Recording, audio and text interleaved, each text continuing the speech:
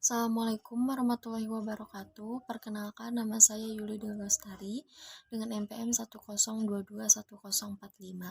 Kelas C2, Program Studi Akuntansi. Baik, di sini saya akan menjelaskan mengenai materi Ma'rifatullah dari pertemuan 1 sampai dengan 4 untuk memenuhi tugas evaluasi tengah semester dari mata kuliah Pendidikan Agama Islam. Di sini saya akan membahas mengenai materi Ma'rifatullah dari pertemuan 1 sampai pertemuan 4. Yang pertama, ahamiyatu Ma'rifatullah. Yang kedua, atorik ila Ma'rifatullah. Yang ketiga, al-ma'nawi fi Ma'rifatullah. Yang keempat, tauhidullah. Yang pertama, ahamiyatu Ma'rifatullah, yaitu pentingnya mengenal Allah. Ma'rifah berasal dari kata arofa ya'rifu ma'rifah, yang berarti mengenal. Dengan demikian, ma'rifatullah berarti usaha manusia untuk mengenal Allah baik wujud maupun sifat-sifatnya. Yang pertama ada al-mudhu atau pembahasan tentang Allah Subhanahu wa Ta'ala. Yang kedua, pemahaman dan pengetahuan kita tentang Allah Ta'ala harus didukung kuatu dalil atau dalil-dalil yang kuat. Adapun dalil-dalil yang dimaksud yaitu dalil nakli, nas yang tertulis dalam kitab dalil akli, akal atau logika yang diperoleh dari ayat-ayat kauniyah atau alam semesta. Dalil fitri, fitrah naluri atau sunatullah, yaitu tentang penciptaan manusia di atas fitrah atau naluri untuk tunduk kepada Allah Subhanahu wa Ta'ala. Yang ketiga, karena ma'rifatullah, yaitu mengetahui, mengenal, dan mempelajari tentang Allah Subhanahu wa Ta'ala, akan menumbuhkan asimar, buah, hasil, atau pengaruh di dalam jiwa, yakni ra'ful imani wa taqwa, meningkatkan iman dan takwa. Keimanan dan ketakwaan itulah yang menjadi jalan bagi manusia untuk mendapatkan berbagai karunia di dunia, yaitu adapun atumaninah ketenangan, al-amnu rasa aman, al-huriyah kemerdekaan, al-barokat keberkahan, al-hayatu thayyibah kehidupan yang baik. Sementara kauniyah fil akhirah yang akan didapatkannya adalah duhul jannah, dimasukkan ke dalam surga, dan mardotilah, keridhaan Allah Ta'ala. Yang kedua ada at-thoriq ila ma'rifatullah, yaitu cara menuju ma'rifatullah, yaitu di mana seseorang itu wajib hukumnya untuk mengenal akan Allah sebagai langkah awal menuju kesempurnaan beragama. Tanpa mengenal Allah, maka ibadah apapun yang dilakukan bagaimana mungkin bisa dikatakan sampai. Sedangkan tujuannya saja tidak diketahui. Karena itu sangatlah penting sekali pengenalan akan Allah itu di dalam kehidupan ini. Adapun manusia-manusia itu sampai kepada pengenalan akan Allah atau ma'rifatullah, maka terlebih dahulu ia haruslah mengenal dirinya yang sebenar-benarnya. Man arofa nafsahu faqad arofa rabbahu. Barang siapa yang mengenal akan dirinya yang sebenarnya, niscaya kenallah ia akan Allah. Landasan dari ma'rifatullah ada ayat qauliyah, yaitu ayat-ayat yang difirmankan oleh Subhanahu wa Ta'ala di dalam Al-Quran. Ayat-ayat ini menyentuh berbagai aspek termasuk tentang cara mengenal Allah. Ada juga ayat kauniyah, adalah ayat atau tanda yang wujud di sekelilingnya diciptakan oleh Allah. Ayat-ayat ini adalah bentuk benda, kejadian, peristiwa, dan sebagainya yang ada di alam ini. Tahapan-tahapan untuk mencapai ma'rifatullah ada beberapa poin. Yang pertama yaitu syariat. Ini berisi perintah agung yang mengatur segala keadaan dalam kehidupan. Yang kedua, tarekat. Ialah perjalanan khusus bagi para sufi yang menempuh jalan menuju Allah Subhanahu wa Ta'ala.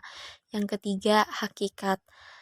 Kebenaran atau benar-benar ada Allah sebagai sumber kebenaran dan tiada yang lebih indah kecuali mencintai Allah.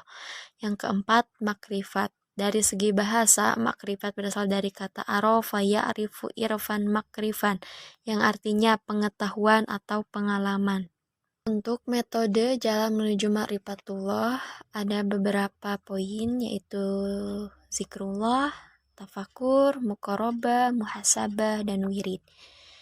Dapat dicirikan juga orang yang sudah ma'rifatullah atau sudah mengenal Allah, yaitu merasa takut kepada Allah Ta'ala, menguasai gerak-gerik hatinya, selalu mengingat Allah Ta'ala, tidak tertipu oleh harta, merasakan manisnya Islam, tulus dalam beribadah kepada Allah. Yang ketiga, al-ma'wani fi ma'rifatullah, yaitu penghalang mengenal Allah.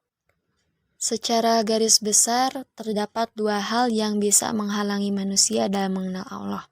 Yang pertama, maradatu syahwat, yaitu berkaitan dengan penyakit hati atau berupa hawa nafsu dan kesenangan serta perilaku yang tidak terpuji.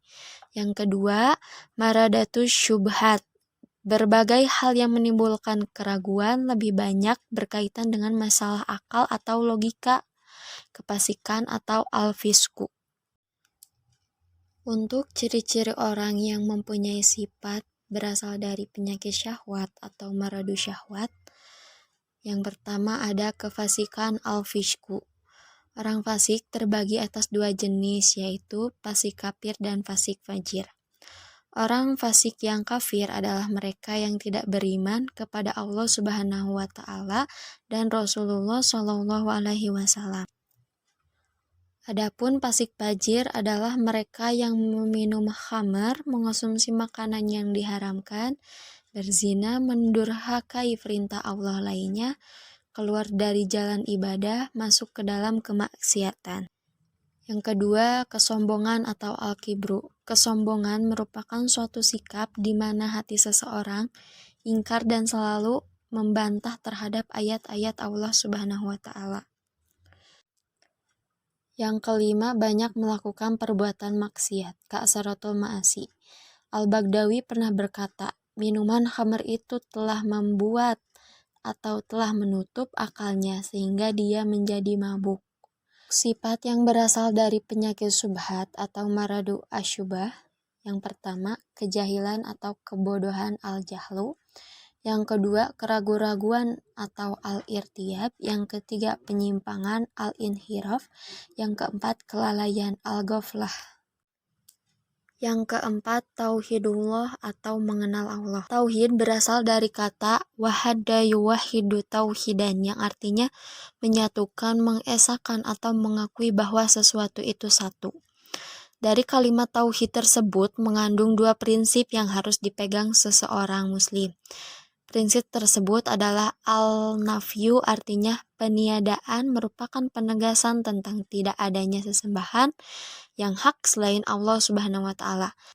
Selanjutnya, prinsip al-isbat yang artinya penetapan, yaitu menegaskan bahwa hanya Allah lah satu-satunya sesembahan yang hak. Dari tauhidullah terbagi menjadi 3 macam pembagian tauhid menurut ulama. Yang pertama, tauhidullah. Di dalam tauhidullah ada beberapa poin, yaitu rububiyatullah, pencipta, pemberi rizki, pemilik, roja, mulkiyatullah, pemimpin atau wali, pembuat hukum, pemerintah yang dituju, dan yang terakhir Allah yang abadi. Yang kedua, tauhidul ibadah. Pengabdian diri manusia boleh berlaku kepada siapa saja, berasaskan kepahaman dan keyakinan seseorang. Bagi muslim, pengabdian tidak sekali-kali boleh berlaku, melainkan hanya kepada Allah penuh ikhlas. Keikhlasan dalam beribadah ini dapat dicapai menerusi dua perkara yang saling berkaitan satu sama lain. Adapun poin dari tauhidul ibadah yaitu mengingkari tagut, menjauhi tagut, tidak adanya syirik, iman terhadap Allah, dan mengesahkan Allah dalam beribadah. Yang ketiga, ahtar asyirik dari tauhidullah, yaitu syirik berasal dari kata syaroka yang artinya bersekutu. Dengan demikian, pengertian syirik secara bahasa adalah persekutuan yang terdiri dari dua atau lebih sekutu. Sedangkan menurut istilah, syirik adalah menjadikan Allah tandingan atau sekutu bagi Allah. Berikut dari 7 bahaya syirik tersebut, yang pertama, kezaliman yang besar. Yang kedua, tidak mendapat ampunan. Yang ketiga, dosa terbesar. Yang keempat, kesesatan yang jauh. Yang kelima, dapat dihapuskannya amal. Yang keenam, diharamkan masuk surga. Yang ketujuh, masuk neraka. Sekian penjelasan materi yang saya paparkan. Mohon maaf bila ada kesalahan. Wassalamualaikum warahmatullahi wabarakatuh.